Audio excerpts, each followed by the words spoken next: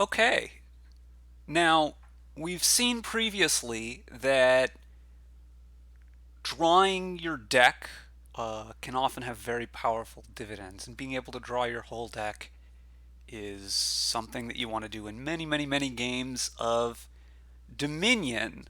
Um, so let's talk about the different mechanics around deck control, which allow you to get to that stage so that you can actually play all the cards in your deck. So there's a few different mechanics here. One is anytime you gain cards, that makes your deck bigger, right? We start with 10 cards in our deck, and anytime I gain a card, then there's more than 10 cards in my deck. And in order to draw my whole deck, that means I'm going to have to draw more. So that's actually, again, it sounds obvious, but if you're just buying things, um, you maybe don't think about that. So it's something to think about. Apart from that, you can also draw cards, right? A card like Smithy says +3 cards. Well, if I draw 3 cards, then I draw 3 cards. Then I have drawn more cards, right? That's going to help me draw my deck. Although a card particularly like Smithy costs an action. So in order to be able to play a Smithy and then play other cards after it, you're going to need some effect which allows you to play multiple terminal actions. Terminal, again, being a term for a card that doesn't give the action that it takes to play it back.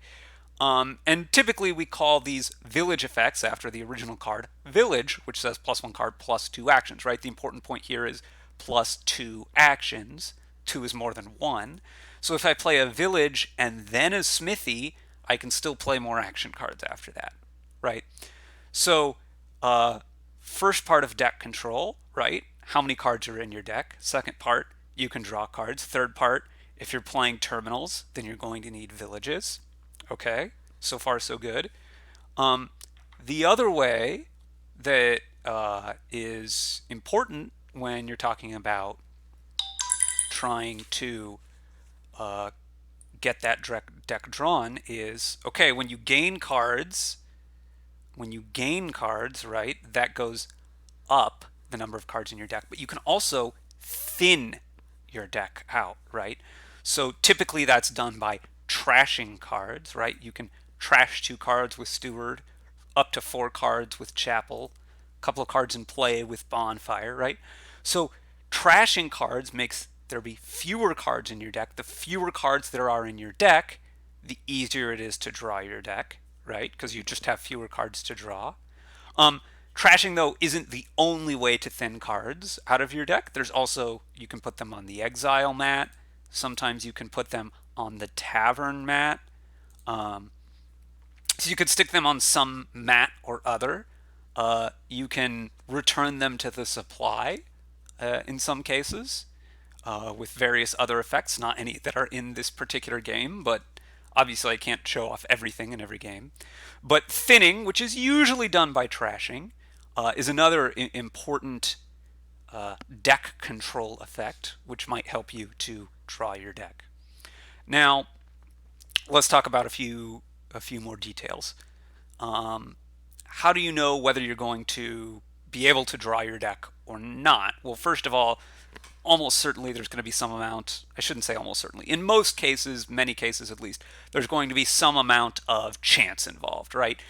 If your starting 5 card hand is the worst possible starting 5 card hand, you will, in most decks, not be able to draw your deck, right?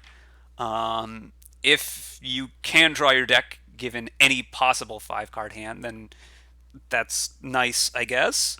Although in a lot of cases you could be pushing yourself to do more, taking a little bit of risk for getting bigger rewards. But I mean, it comes up sometimes. Anyway, uh, usually it's not going to be for sure, but let's first check to see if you're capable at all, right?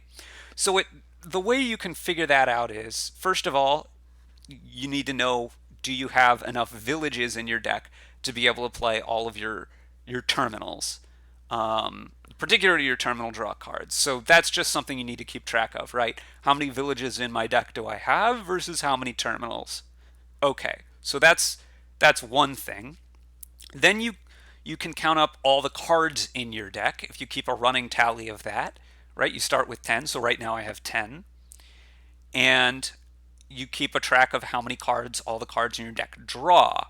Right now I don't have any cards that draw any cards, but if I bought, let's say I'm going to go ahead and buy a village, which I wouldn't recommend doing on turn one, and a smithy. So now I have 12 cards in my deck, right? The 5 cards here plus 7 cards. How many cards does my deck draw? Well, the village draws 1 and the smithy draws 3, so that's 4. I need to get to 12, but you have to also remember that you start by getting 5 cards at the start of your turn, right? So right now I have 12 cards in my deck. I draw 4 plus the 5 for turn. I need to be able to draw 3 more cards to be able to draw my deck. So you might think that now I can draw my deck because I have a smithy, but let's count again. I have 13 cards in my deck. I draw 3, 6, 7 plus the original 5. I'm still a card short, right? And the point is, yes, even though the smithy looks like it draws 3, it nets only 2 because it's also a card in your deck that you have to draw, right? It went from 12 to 13. It's also very unlikely, of course, that I can draw my deck. Now, again, it might look like I can draw my deck, but I can't do it because I have too many terminals for the amount of villages I have. So I have to get more villages. So now I could theoretically draw my deck, and it's just that it's not super likely to happen on any given turn, etc. Now let's go back to the start for a second. So just adding more villages and draw cards is a way to potentially draw your deck. But typically, you're going to want to actually thin your deck out. It tends to be more effective or efficient early on than drawing cards, right? So Smithy is a typical card, terminal card that draws 3. Drawing 3 nets you 2, right? It's a card that you had to stick in your deck, so it takes up an additional slot, and then it draws 3 cards. So on net, it draws 2 more cards than it takes up space in your deck, right? That's good, but if I trash 2 cards with, say, a bonfire, that's also effectively gotten me 2 cards closer, right? So at the start of the game here, I have 10 cards. I'm drawing 5. I'm 5 cards deficit to be able to draw my deck. If I trash 2 cards, now I have 8 cards and I'm drawing 5. I have a 3-card deficit. If instead I would have bought a smithy, right, then I would have 11 cards and I'd be able to draw 8 on a turn. Again, it's a 3-card deficit. So it looks like trashing 2 cards and drawing 3, trashing 2 cards without adding a card to your deck, drawing 3 cards with adding a card to your deck is very similar. Trashing 1 card would be similar to, say, adding a lab to your deck. And they kind of are, but typically in terms of getting your deck under control, in terms of being able to draw your deck consistently, you prefer to thin. Why? Well, the reason is, if, as we saw before, if I just try to do the drawing my deck thing based on not thinning but only drawing, then my deck is usually not going to be very reliable, right? Right now I have, well, let's see. I have 1, 2, 3, 4, 5, 6, 7. So this is 7 cards in my hand, 11, 12 cards in my deck. I have 2 villages and 2 smithies. Those draw 6, 7, 8 cards, plus my 5 cards per turn. I should be able to draw my deck, but I need to be able to draw a village and then a smithy, and it's just with all of this junk cards together, the odds that I don't have a village in my starting hand, or I don't have a smithy after drawing with my villages, are pretty high. It's not that consistent that I'm going to be able to draw my deck, even though technically it's possible. So that's why thinning, and actually we can just continue to do this a little bit now, thinning is often more advantageous because after you thin, it's much, much more likely that you're able to draw your deck. Having said that, it really depends. Again, let's go back to the beginning. It really depends on what's going on, right? So if I'm thinning one card by a bonfire, and just if I would just thin one, I don't know why I would ever do that, but let's say you're just thinning one card, that might not be as good as being able to draw three, right? So you have to keep this in mind. Other things to note as I'm wrapping up this video. So being able to trash lots of cards at once is really, really good, because if you thin down faster, that just turbos you in to being able to get to drawing your deck. There's short-term and long-term effects here, right? If I buy a bounty hunter, then that can thin one card per deck out of my shuffle. But, right, I was at 9-card deck, so I go up to a 10-card deck when I buy the bounty hunter. This shuffle, because bounty hunter doesn't draw me a card, this shuffle my deck is actually thicker than if I hadn't bought the bounty hunter. It's harder for me to draw my deck this shuffle than if I hadn't bought the bounty hunter. Now, in a couple shuffles, we'll be back to neutral, and in a few shuffles, I'll be ahead. But if I'm only thinning very slowly, it's going to take some time for that advantage to accrue. Now, bounty hunter does other things for you. It's a great card. You often, in fact, you usually want to open it, but just keep that in mind, right? Almost any of these cards that you're adding to your deck are going to be, in terms of thinning, negative for you immediately, and then over the long term they're going to have the benefits that you want, where you will be thinner over the long term. But the very next shuffle, if it's a card that you're adding to your deck, usually aren't going to be benefited. There are some cards that draw while they thin, like a junk dealer, and yeah, so in that case you're okay. Those cards tend to cost a bit more, right? Junk dealer costs 5, and there's good reason for that. Also, when we talk about villages, so village plus a card plus 2 actions. Festival is a village because it gives plus 2 actions. But often, if you're just trying to get your deck under control, you really want to prioritize villages that draw cards, right? It doesn't really matter if you're drawing 1 from village and 3 from smithy versus 0 from festival and 4 from hunting grounds. You end up in the same amount of draw, right? So village plus smithy equals festival plus hunting grounds. Obviously, the festival gives you some more things. And the village and the smithy are a lot cheaper, so like typically you want to go that way. But actually, there is a slight difference in that a village and a smithy are slightly more reliable than a festival and a hunting grounds, because the village draws a card, and the smithy draws fewer than the hunting grounds does. So at the end, if you play them all, you end up in the same place. But just like we saw before, you need to draw stuff in the right order. If you have the village and smithy, your village, when you play it, draws a card. So you're just 1 card more likely to find the smithy that you need, right? In order to reliably draw your deck, you tend to need to be able to draw more than exactly the number of cards in your deck, just because if one of your draw cards is on the bottom, then how are you going to draw your deck, right?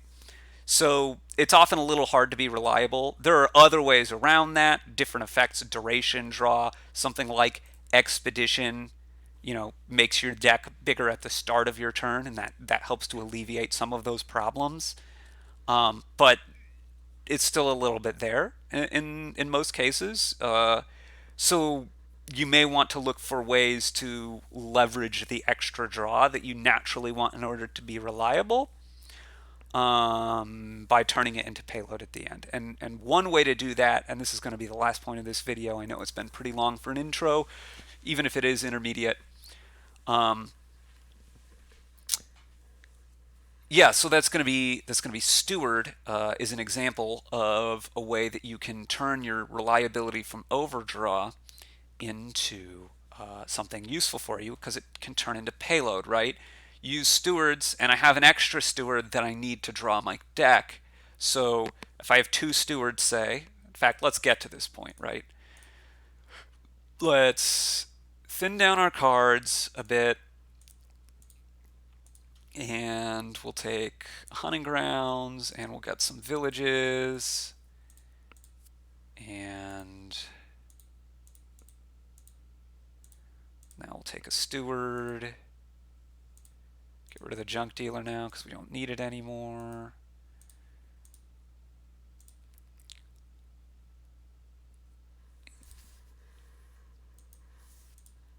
Okay. So now, like, let's imagine that this hunting grounds is out of the deck.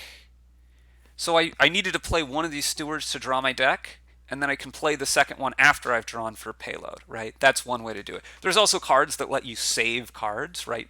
The event save, haven, things like that. Those help you be reliable and still make good use. Like you draw your deck, you play a haven at the end, you haven your village, you then guaranteed to have a village the next turn, and you haven't wasted your overdraw so much. So it's still a little bit tricky to sequence sometimes, but yeah. So what have we learned here? We've learned that thinning and drawing serve similar purposes, but thinning tends to lead you to be more reliable, although drawing allows you to actually play more cards, which at the end of the game, right, once you are drawing your deck, you're going to want to add payload cards to it. So you don't just want to thin down to nothing in your deck, obviously.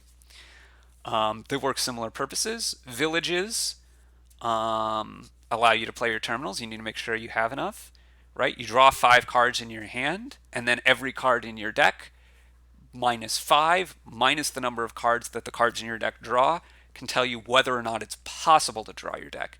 To be reliable, it tends to be a little bit better to have some extra villages. It tends to be a little bit better to have smaller increments of draw. It tends to be a little bit better to have some way to make your turn more reliable, like an expedition or duration draw, etc., etc., etc.